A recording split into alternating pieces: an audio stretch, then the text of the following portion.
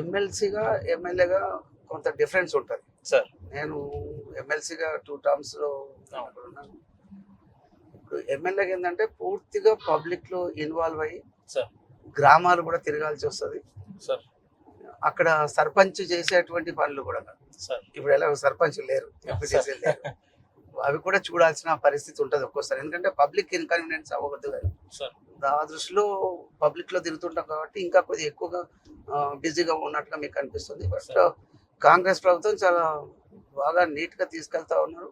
ఎందుకంటే బీదల కోసడానికి, ముఖ్యంగా ఎస్సీస్, దళితులు, గిరిజనుల కోసడానికి, బ్యాక్వర్డ్ క్లాసెస్ కోసడానికి ఎప్పటి నుంచో ఈ పార్టీకి పేరు ఉంది, వాళ్ళని ఆదుకుంటారు అనే ఉద్దేశం. అయితే అదే విధంగా మరి ఇక్కడ మేము కూడా ఇన్వాల్వ్ అయ్యి చేస్తున్న దాంట్లో ఆ బీద ప్రజలు అనేటోళ్ళు, ముఖ్యంగా గిరిజనులు, దళితులు, వీళ్ళంతా కలుగుతున్నారు. వాళ్ళ యొక్క సమస్యలను అవి తెలుసుకొని ముందుకెళ్తున్నాం కాబట్టి బాగానే ఉందని చెప్పేసి నేను ఫీల్ అవుతాను సార్. కానీ ప్రత్యేకంగా కల్వకుర్తి నియోజకవర్గం అనేసరికి హైదరాబాద్ కి పరిసర ప్రాంతంలో దగ్గరగా ఉన్న నియోజకవర్గం బాగా అభివృద్ధి చెందుతుందేమో అనే ఒక అపోహల జనాలు ఉంటారు. కానీ దశాబ్ద కాలంగా ఇక్కడ నుంచి మేధావులు, పెద్ద పెద్ద నాయకులు, మంత్రులుగా కూడా చేసిన సందర్భాలు ఉంటాయి. కానీ ఇప్పటికీ ఇన్నేళ్ల కాలమైనా కూడా అంతంత మాత్రంగానే అభివృద్ధి చెందడం ఎట్లా చూసుకోవచ్చు? దీనికి ఏ రకంగా, ఎవరి ప్రోద్బలంతో ఈ రకంగా అభివృద్ధికి నోచుకోలేదు కల్వకుర్తి అంటే? అది యు నో వెరీ వెల్ బాగా. ఎందుకంటే మనం ఇక్కడ 2-3 సార్లు ఇది మాట్లాడుకున్నాం. ఈ కల్వకుర్తిలో ఏం జరిగిందో కానీ గతంలో నేను ఇప్పుడు ఆ ఎమ్మెల్యేలను ఏమంటారు క్రిటిసైజ్ చేయడము, లేకపోతే వాళ్ళు చేయలేకపోయినా చెప్పడం అని కాదు, కానీ బట్ చాలా చేసి ఉండాల్సింది చేయలేదు. ఎగ్జాంపుల్ చెప్తాను. ఈ రోజు కూడా ఇప్పుడు రోడ్స్ శాంక్షన్ అయి ఉండేది కానీ వర్క్ స్టార్ట్ అవ్వడం అట్లాంటి దాంట్లోనే ఉంది. అయితే చాలా రోడ్స్ అసలు ఒక తండా కనెక్టివిటీ లేదు. ఆ తండాల నుంచి గ్రామ పంచాయతీకి ఆమ్లెట్ అంటారు దానికి అక్కడ లేదు. అక్కడ నుంచి మండలకు వెళ్ళడానికి కూడా చాలా గ్రామాలకు కూడా ఇప్పటికీ రోడ్స్ లేవు. ఇప్పటికి ఈవెన్ కాంగ్రెస్ వచ్చినాక కూడా చెప్తున్నాను, నేను ఒప్పుకుంటాను. మరి ఇది ఎవరు చేయలేదు? ఆల్రెడీ అప్పుడు చేసి ఉంటే అభివృద్ధి అనేది ఎక్కడ ఉంది? అసలు కన్వీనియన్స్ రోడ్ ట్రాన్స్పోర్టేషన్ కోసానికి ఒక మోటార్ సైకిల్ మీద కూడా పోలేనటువంటి పరిస్థితుల్లో ఇప్పటికి కూడా దాపురించి ఉన్నాయి. ఇది పోవడానికి మరి మేమంతా ప్రయత్నం చేస్తున్నాము. గౌరవ ముఖ్యమంత్రి రేవంత్ రెడ్డి గారి ఆధ్వర్యంలో మరి ఇక్కడికి వచ్చినప్పుడు కూడా వారు ప్రామిస్ చేసి ఉన్నారు. దానికి అనుగుణంగా మరి రోడ్స్ కోసడానికి మనం దాదాపుగా ఒక 550-600 కోట్లు. సరే, గత నాయకుల సంగతి పక్కన పెడితే ఇప్పుడు సంవత్సరంన్నర కాలంగా అభివృద్ధి చేయడానికి మీరు ఏ రకంగా ప్రతిపాదించుకున్నారు, ఏ రకంగా ప్లానింగ్ వేసుకొని ఉన్నారు అని అంటే? That's what I'm telling sir. ఇప్పుడు ఈ రోడ్స్ వ్యవస్థ చాలా ఘోరంగా ఉంది సార్. మేము ఎలక్షన్లో కంటే మొదలు, అంటే ఎలక్షన్లో నిలబడ్డప్పుడు ఆ టైంలో ప్రచారం చేస్తాం. ఆ టైంలో చెప్పినటువంటిది ఏంటిదంటే వాస్తవంగా మ్యాక్సిమం ఈ రోడ్లన్నీ వేపిస్తాము అని చెప్పినాం.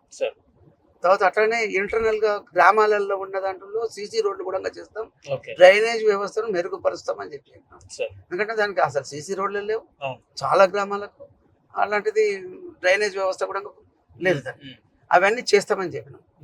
అదే కాకుండా ఇక్కడ హాస్పిటల్స్ కూడా ఏర్పరుస్తాం. ఆమన్గల్ కానీ కల్వకుర్తిలో హాస్పిటల్ ఉందా సార్ నియోజకవర్గంలో? అది కూడా ఈ గతంలో అసలు లేదు. గతంలో 30 పడకల హాస్పిటల్ ఉంటే దాన్ని తగ్గించడము, ఇంకా ముందుకెళ్తే ఇంకా ఈ కల్వకుర్తికి వచ్చేస్తే ఎప్పుడో ఉన్నటువంటిది ఆ వర్షం వస్తే నీళ్లు కారుతుంటది. ఇప్పుడు కూడా అదే పరిస్థితి ఉంది వాస్తవంగా, ఎందుకంటే స్టిల్ అదే ఉంది శాంక్షన్ చేసి ఉన్నా కూడా. మరి ఇవన్నీ కూడా ఇంకా చెప్పి ఉన్నాం. అట్లాగనే నీళ్లు తీసుకొస్తామని చెప్పాం. కేఎల్ఐ ద్వారా ఇప్పుడు జంగారెడ్డిపల్లి అంటే కల్వకుర్తి నుంచి మళ్ళీ మాడుగుల మండలం ఒక 59.5 కిలోమీటర్ల డిస్టెన్స్ ఉన్నటువంటి కెనాల్ ను కేఎల్ఐది మరి అది కూడా తీసుకొస్తాం, కంప్లీట్ చేస్తామని చెప్పినాం. అది కూడా చేస్తాం. ఇప్పుడు నేను ఒక్కొక్కటి ఇప్పుడు చెప్పినటువంటి చెప్తాను, ఇంకా చాలా ఉన్నాయి విషయాలు. అయితే రోడ్స్ వ్యవస్థ కోసానికి ఇప్పటికీ సీసీ రోడ్లు గతంలో కొన్ని నేను ఎమ్మెల్సీగా ఉన్నప్పుడు వేయించినవి ఉన్నాయి. అరాకొర ఎక్కడో ఒక తాను వేసారు తప్ప గతంలో ఉన్నటువంటి ఎమ్మెల్యేలు అది నేను ఛాలెంజ్ గా తీసుకొని అన్ని గ్రామాలలో మారుమూల ప్రదేశాలలో కూడా సీసీ రోడ్లు ఈ కల్వకుర్తికి లేదు. ఈ కల్వకుర్తికి రాలేదు. కల్వకుర్తి తెలంగాణ రాష్ట్రంలో లేదా? ఎప్పుడు పట్టించుకోని సందర్భం. అప్పుడు ఎమ్మెల్సీగా ఉండి కొంతవరకైనా చేసిన సరే, ఆ గవర్నమెంట్ ఉన్నా నేను చేసిన కొన్ని అవి ఉన్నది. అదే విధంగా రోడ్స్ కూడా లేకుండే. ఇప్పుడు ఈ రోడ్స్ కోసడానికి దాదాపుగా 600 దాదాపుగా సుమారుగా 600 కోట్ల రూపాయలు ఉమ్. ఈ రోడ్స్ మీద వెచ్చించినాం. ఓకే. సో బ్రహ్మాండంగా అది జరుగుతూ ఉంది. ముందుకు వెళ్తాం. అది ఉమ్. అవన్నీ కూడా రోడ్స్ చేస్తాం. ఇప్పుడు హ్యామ్ కింద కూడా బాగా కనెక్టివిటీ దాదాపుగా 297 కిలోమీటర్లు ఈ మెయింటెనెన్స్ అంతా చూసుకోవడానికి అది కూడా కాంట్రాక్ట్స్ కూడా ఇచ్చున్నారు. మనదే పైలట్ ప్రాజెక్ట్ కింద మొదలు సర్వే అయింది, చేసిండ్రు. అది కూడా వెళ్తా ఉన్నాం. అది ఒక విధంగా ఉంటాయి. ఇప్పుడు నేను హాస్పిటల్స్ గురించి చెప్పిన. ఇప్పుడు ఆమన్గల్ హాస్పిటల్ 30 పడకల హాస్పిటల్ అంటే 10 పడకల హాస్పిటల్ కూడా ఈ రోజు లేకుండే. వాళ్ళు ఏంటంటే పేపర్స్ ఇచ్చేసి శాంక్షన్స్ వచ్చినాయి అని చెప్పేసి కేసీఆర్ గారి హయాంలో చేసిపోయినారు. అది వదిలిపెట్టేసారు. మొన్న నేను ఎమ్మెల్యేగా అయిన తర్వాత కొబ్బరికాయ కొట్టి మళ్ళీ అవన్నీ స్టార్ట్ చేయించాం. అది స్ట్రక్చర్స్ వచ్చేసినాయి. స్ట్రక్చర్స్ వచ్చినాయి. ఎట్లా ఇంకొక 1 year లో కంప్లీట్ అయిపోతుంది అది మొత్తం టోటల్ గా. అంటే ఒక 50 పడకల హాస్పిటల్ ఆమన్గల్లో అవుతుంది. ఇప్పుడు మీరు చూస్తారు, ఇప్పుడు పక్కకి వెళ్ళిపోతుంటే కనిపిస్తుంది స్ట్రక్చర్. అదే విధంగా రోడ్డు పైన దగ్గర పక్కకి ఉంటుంది. అదే విధంగా కల్వకుర్తిలో వాళ్ళు 100 పడకల హాస్పిటల్ చేస్తాము అని చెప్పినారు. వాళ్ళు ఏంటిదంటే ఒక పేపర్ ఇచ్చినారు. ఏంటిదంటే 50 పడకల హాస్పిటల్ ఉంది, దానికి మళ్ళీ ఇంకొక 50 పడకలు కలిపేసేసి చేసుకోండి అని చెప్పినారు. అది సరిపోయేటువంటి కాదు. ఇక్కడ 3 హైవేలు, నేషనల్ హైవేస్ కలుస్తున్నటువంటి కూడలి, ఎన్నో యాక్సిడెంట్స్ అవుతున్నాయి, ఎన్నో బాధలు ఉన్నాయి, ఎంతో మంది బీద ప్రజలు ఉన్నారు. హైదరాబాద్ కు దూరంగా ఉంది కల్వకుర్తి, ఆమన్గల్ ఇంకా కొద్ది దగ్గరకు ఉంది. ఇవన్నీ చూసుకున్న తర్వాత మాకు 100 పడకల హాస్పిటల్ కావాలని చెప్పేసి గట్టిగా గౌరవ ముఖ్యమంత్రిని, తర్వాత హెల్త్ మినిస్టర్ గారు దామోదర్ నరసింహ గారిని మాట్లాడితే వాళ్ళు 100 పడకల హాస్పిటల్ ఇస్తూ ఎగ్జిస్టింగ్ ఉన్నదాన్ని మళ్ళా అది ఇంకొక హాస్పిటల్ అంటే దాన్ని డిమాలిషన్ చేసి కూడా చేయడానికి, తర్వాత 127 స్టాఫ్ మెంబర్స్ కూడా హాస్పిటల్ ఉండే విధంగా ఒకటి జీవో తీసుకొని ప్రొసీడింగ్స్ వచ్చినాయి. అది వర్క్ కూడా ఇంకా స్టార్ట్ చేస్తాం. అంటే ఈ విధంగా చేస్తూ వెళ్తున్నాం. అంటే 150 పడకలది ఇప్పుడు కల్వకుర్తిలో ఉంది. ఇక ఆయన పాతగుండి ఆయన కూడా మళ్ళీ వచ్చి చెప్తాడు, మేమే శాంక్షన్ చేసినాం, ఇంకో కూడా చేయలేదంట. అరే ఇంక మేము నువ్వే చేసినాం, అన్ని చేస్తుంటే ఇట్లా ఎందుకుంటుంది, ఈ విధంగా ఎందుకుంటుంది. సరే, అలా నేను విమర్శించాల్సిన అవసరం నాకు కూడా లేదు. ఎందుకంటే వాళ్ళు చేయలేదని ప్రజలు కాబట్టి నేను వాళ్ళ గురించి మాట్లాడతలేను. నమ్మకం ఉందంటారు. మేము ఏదైతే చెప్పినానో ఎలక్షన్ లో వెళ్ళినప్పుడు మీరు కూడా చూసిన కొన్ని రికార్డెడ్ గా ఉంటాయి.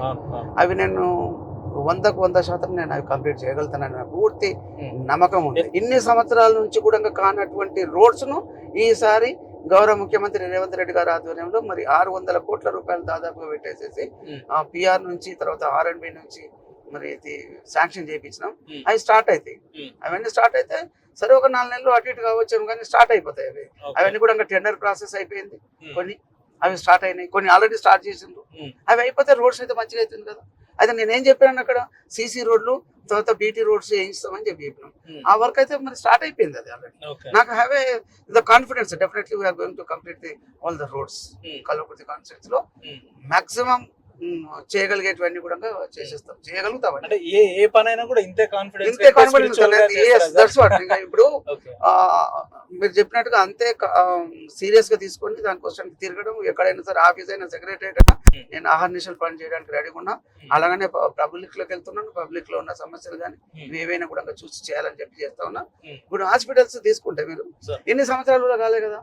ఇప్పుడు ఒకటి స్టార్ట్ అయింది, ఇంకోటి కొబ్బరికాయ కొట్టేసి స్టార్ట్ చేయాలి కల్వకుర్తి.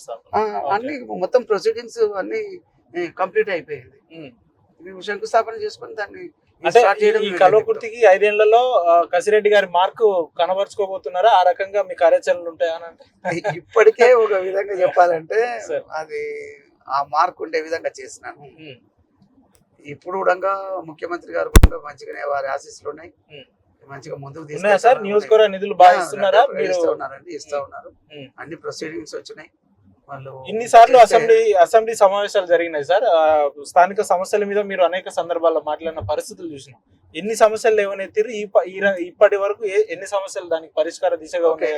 రెండింటికి మీకు ఆన్సర్ వస్తుంది. ఒకటి ఏంటంటే ఈ నీళ్లు తీసుకురావాలని నా తాపత్రయం సార్. గతంలో చేస్తాం కల్వకుర్తికి ఒక 30,000 ఎకరాలు పారిపించేటట్టు చేసినాం సార్. ఇంకొక 30,000-35,000 ఎకరాలు పారడానికి అందరూ ఎదురు చూస్తున్నటువంటి దానికి నేను 5-6 సంవత్సరాలు అందులోనే ఎమ్మెల్సీగా ఉండి తిరిగి అలసిపోయేసి చేయలేకపోయినాను. రైతులకు ల్యాండ్ అక్విజిషన్ డబ్బులు ఇవ్వలేకపోయినారు. ఎస్, ఎన్ని బాధలున్నా ఏది ఉన్నా కూడా కాంగ్రెస్ లో డబ్బులకు ఇబ్బంది ఉన్నా కూడా నేను గౌరవ ముఖ్యమంత్రి గారిని, అదేవిధంగా బట్టి విక్రమార్క గారిని, ఉప ముఖ్యమంత్రి గారిని అడిగి ఖచ్చితంగా కావాలని చెప్పేసి రైతులు ఇబ్బంది పడుతున్నారని వాళ్ళకందరికీ ల్యాండ్ అక్విజిషన్ డబ్బులు ఇప్పించామని ఓకే. పూర్తి స్థాయిలో ఇప్పించేసినాం. ఇంకెక్కడ కూడా ఇంకా పెండింగ్ లేవు. అదే విధంగా అక్కడ అన్ని డిస్ట్రిబ్యూటరీ కెనాల్స్ ఉండే, అవి కంప్లీట్ కాకుండా ఉండే, చాలా బాధలు ఉన్నాయి. అవన్నీ కూడా కంప్లీట్ చేసేసాం. ఈ రోజు వర్షం వచ్చేస్తే అది మామూలుగా వచ్చిన కాలువలు వస్తుంటుంటే ఇవి కంప్లీట్ గా అక్కడ వరకు నాగిళ్ళ వరకు అంటే 59.5 కిలోమీటర్లు పూర్తి స్థాయిలో ఈ వర్షకాలంలో ఫస్ట్ ఫేజ్ లోనే అంటే ఇమీడియట్ గా వర్షం వచ్చింది, కాలువ ఇక్కడ వరకు వచ్చిందంటే వాళ్ళకందరికీ. అంటే మీరు చెప్పే అంశాలన్నీ కేవలం కెమెరాల ముందుకేనా సార్, లేదంటే క్షేత్ర స్థాయిలో ప్రాక్టికల్ గా ఆ రకమైన పరిస్థితులు ఉంటాయి? అంటే ఎట్లా ఉంది అంటే ఐ స్పీక్స్ ఓన్లీ ఎప్పుడు కూడా మీకు మీరు పబ్లిక్ లోకి వెళ్ళినా కూడా తెలుస్తుంది. నేను ఇప్పుడు మాట్లాడుతుంది గ్రౌండ్ కి వెళ్ళేసి చూసుకోవాలి. ఈ రోజు నేను కంప్లీట్ అయిపోయింది కాలువ అక్కడి వరకు అని చెప్పిన. డిస్ట్రిబ్యూటరీ కెనాల్స్ అక్కడి వరకు ఇంకా చేసేటివి చిన్న చిన్నవి ఉంటాయి, పొలాల్లోకి వెళ్ళేటివి చేసుకుంటున్నారు. అవి కూడా ఆల్మోస్ట్ ఆల్ కంప్లీట్ అవుతాయి. నేను నీళ్లు నాగిళ్ళ వరకు పోవడం అంటే 59.5 కిలోమీటర్లు తీసుకెళ్లిపోతాం. అక్కడ కుంటలు చెరువులు ఉన్నాయని కూడా నింతాయి, ఆ పక్క పొలాలు కూడా వాడతాయి. కానీ అక్కడ తీసుకుపోయేంత మాత్రం లాభం లేదు. ఇవి ఇంకా చాలా చిన్న కాలువ, ఇది డిస్ట్రిబ్యూటర్ కెనాలే D821.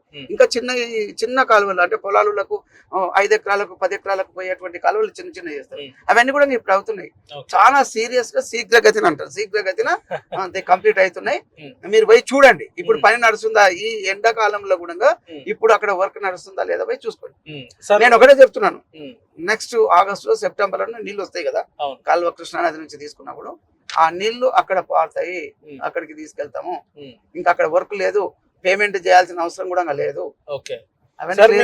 మీ రాజకీయ నేపథ్యం చూసుకుంటే ఏదో రాజకీయాల్లో స్వలాభం కోసం స్వశక్తి కోసం రావాలనే ఉద్దేశం కాకుండా ఈ ప్రాంతం మీద ఉన్న మమకారంతో, ఈ ప్రాంతం మీద ఉన్న అభిమానంతో రాజకీయాల్లో మీరు ఎమ్మెల్సీగా ఉన్నా కూడా పూర్తి స్థాయిలో సాటిస్ఫైడ్ గా లేకున్నా, నేను పూర్తి స్థాయిలో అభివృద్ధి చేయలేకపోతున్నా, అది ఎమ్మెల్యే అయితేనే సాధ్యం అని చెప్పి అంటే అతి తక్కువ సమయంలో కాంగ్రెస్ పార్టీలో వచ్చినా కూడా ప్రజలు మిమ్మల్ని ఆశీర్వదించారు. సో ఈ గెలుపు అనేది మీ వ్యక్తిగతం అనుకోవచ్చా, లేదంటే ఈ ప్రాంతం మీద ఉన్న మీకున్న అభిమానం అనుకోవచ్చా, మక్కువ అనుకోవచ్చా? ఎట్లా చూస్తారు దీన్ని? ఒకటి అండి, అందులో ఉన్నప్పుడు 2 టర్మ్లు ఎమ్మెల్సీగా నాకు వాళ్ళ అవకాశం చేసినాను. దాని ద్వారా నేను ఏం చేయగలుగుతాను అనేది నా పర్సనల్ వర్క్స్ ఏమి చేసుకోకుండా దాని గురించి వదిలిపెట్టేసి నా సంస్థలు కూడా వదిలేసేసి నేను కల్వకుర్తిలోనే మెయిన్ గా తిరిగిన. ఉమ్మడి మహబూబ్నగర్ జిల్లాకు ఎమ్మెల్సీగా ఉన్నా కూడా లోకల్ బాడీస్ నుంచి అక్కడ తక్కువ కాన్సన్ట్రేషన్ చేసినా కూడా ఇక్కడ కల్వకుర్తిలో 90% ఇక్కడ టైం స్పెండ్ చేసి ఇక్కడ ఉన్నటువంటివి అభివృద్ధి చేసుకుంటూ వచ్చినాం. కాబట్టి ఏంటిదంటే అది గుర్తింపు ఉంది. కొంత ఈ రోడ్లు అనుకోండి, ఈ వాటర్ అనుకోండి, తర్వాత హాస్పిటల్ కోసడానికి అనుకోండి, ఇవన్నీ చేసినాం కాబట్టి వాళ్ళకి కొంత కాన్ఫిడెన్స్ ఉంటుంది కదా ఈయన చేస్తాడని. కాబట్టి నేను ఒక నెల రోజుల మొదలు వచ్చినా కూడా ప్రజలు ఆదరించారు. కాంగ్రెస్ కూడా గవర్నమెంట్ ఫామ్ అయింది. నేను ఒకటే కాదు కదా, మిగతా అన్ని అసెంబ్లీ సెగ్మెంట్స్ ఉంటాయి కదా, అంతటా వచ్చినాయి. ఇక్కడ నేను కూడా గెలిచాను. మరి ఇప్పుడు నేను చేయాల్సినది ఏంటంటే నేను ఏవైతే ప్రామిస్ చేసి ఉన్నాను వాటి మీద కాన్సన్ట్రేట్ చేస్తున్నాను. The people are very happy. ఇంత డబ్బులు లేవని చెప్తున్నా కూడా ప్రభుత్వంలో ఈయన ఇక్కడ అభివృద్ధి కార్యక్రమాలను చేపట్టి చేస్తున్నారు అనేది ఉంది. కాబట్టి నాకు ఆ విషయంలో డోకా లేదని నేను అనుకుంటున్నాను. మీ హయాంలో కాంగ్రెస్ నేను వేరే పనులు వదిలిపెట్టేసేసి నేను ఇక్కడ మాత్రమే పని చేస్తా ఉన్నా. నేను కల్వకుర్తి అభివృద్ధి ధ్యేయంగా పెట్టుకొని పనిచేస్తా ఉన్నాం. అది నా స్వప్నం ఏంటిదంటే అదే. ఇప్పుడు నేను రావాల్సిన అవసరం ఏముంటే ఇక్కడికి మా పుట్టిన గడ్డ మంచిగా ఉండాలి, బాగుండాలి, ఎడ్యుకేషన్ విధంగా కూడా బాగుండాలి అనుకున్నాం. కొద్దిగా స్లోగా అవుతుంది అది. మరి ఇవన్నీ కూడా డెవలప్ చేసుకుంటూ పోవాల్సిన అవసరం ఉంది. మెరుగైన సౌకర్యాలు ఇవ్వాలనే ఉద్దేశంతో వచ్చాను. అక్కడ ఎమ్మెల్సీగా మీరు చెప్పినట్టుగా కొంత తక్కువ అవకాశం ఉంటుంది, ఎమ్మెల్యేగా పూర్తి స్థాయిలో అవకాశం ఉంది. దాన్ని ఉపయోగించుకొని గౌరవ ముఖ్యమంత్రి గారి దగ్గరికి వెళ్ళి నన్ను డెఫినెట్ గా తీసుకొచ్చినవి ఉన్నాయి, ఇంకా ముందు కూడా డెఫినెట్ గా తీసుకొస్తాను. అంటే ఎందుకు సార్ ఎమ్మెల్సీగా ఉన్నా కూడా మనస్ఫూర్తిగా లేదు ఎమ్మెల్యే అయితేనే నేను నా ప్రాంతాన్ని పూర్తి స్థాయిలో అభివృద్ధి చేయగలుగుతానే బలమైన సంకల్పం మీలో ఎందుకు ఏర్పడింది, ఎట్లా ఏర్పడింది? వాస్తవంగా ఏముంటదంటే అలాంటిది ఏమి లేదు. కానీ ఎమ్మెల్యేగా ఉన్నప్పుడు పూర్తి స్థాయిలో ఒక గ్రామానికి సర్పంచ్ ఎంతనో ఒక కాన్స్టిట్యున్సీకి ఎమ్మెల్యే కూడా అట్లా ఉంటుంది. కాబట్టి ఏంటంటే పూర్తి స్వేచ్ఛతోటి మనకు అవసరం ఉన్నది బ్రతిమలాడో కొట్లాడో తెచ్చుకోవడానికి అవకాశం ఉంటుంది. ఎమ్మెల్సీగా ఉంటే ఏంటిదంటే ఉండని ఆయన ఎమ్మెల్యే ఉన్నాడు కదా చూసుకుంటాడు నీకెందుకులే అన్నాడు అనుకుంటారు. కాబట్టి అది జరిగి ఉండలేదు. అప్పుడు వాళ్ళు బాగా చేసి ఉంటే, బాగా నిధులు తీసుకొచ్చి ఉంటే ఇలాంటి ఇష్యూ లేదు, అది కంటిన్యూ అవుతూ ఉండేది. కానీ ఇప్పుడు నాకు అవకాశం ఉంది. ఈ ముఖ్యమంత్రి గారు కూడా మంచిగానే వారి బ్లెస్సింగ్స్ ఉన్నాయి కాబట్టి ఉమ్. కల్వకుర్తి కాన్స్టిట్యున్సీ బాగా డెవలప్ అవుతుంది. ఇప్పటికే తీసుకొచ్చాం, ఇంకా ముందు కూడా చేస్తాం. అన్ని గ్రౌండ్ అవ్వాలి. అనుకున్నారా సార్ బీఆర్ఎస్ పార్టీకి రాజీనామా చేసి కాంగ్రెస్ కి వచ్చే నేపథ్యంలో మీ గెలుపు ఆ రకమైన సమూహాలు, ఆ రకమైన సిచ్యువేషన్స్ మీరు ముందే అనుకొని వచ్చిరా, లేదంటే కొంతమంది మాట్లాడుతున్నట్టు కసిరెడ్డి గారు పైసల్ని నమ్ముకొని వచ్చిండు, లేదంటే పైసల కట్టలు పారేసి పదవులు కొన్నాడు అని ఆ రకంగా ఏమన్నా అనుకున్నారు? ఎట్లా అనుకున్నారు? మీకు ఇంటర్వ్యూ ఇచ్చినటువంటి ఆ మహానుభావుడి గురించి మళ్ళీ గుర్తు చేస్తున్నావు నాకు. ఆయన తన కట్టలు భూములు అన్ని అవి ఇవన్నీ ఉన్నాయి, ఎంతైనా పెట్టుకోగలుగుతాడు. సార్ కానీ నేను దాన్ని నమ్మి కాదు.